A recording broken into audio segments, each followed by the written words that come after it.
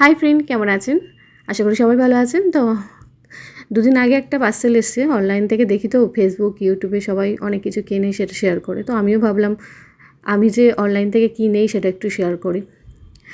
তো সবাই কেউ জামা কাপড়, কেউ জিনিস মানে আসবাবপত্র, ঘর সাজানো অনেক কিছু। বাট আমি যেটা কিনি সেটা হচ্ছে আমার মেডিসিন। এই মেডিসিন যখন যখন অনলাইন থেকে নেই অনেকটা দাম নেয়। আর হসপিটালের কাছে মানে যে আজিগরের পাশ থেকে যদি আমি কিনি তাহলে ডিসকাউন্টটা অনেকটাই পাই। তো সবসময় যাওয়া সম্ভব হয় না, তো সেই জন্য ইদানিং 2-3 মাস আমি অনলাইন থেকেই মেডিসিন নিচ্ছি। এই 4 পাতা ওষুধের দাম হচ্ছে 700 টাকা। আমি 5টা মেডিসিনস খাই।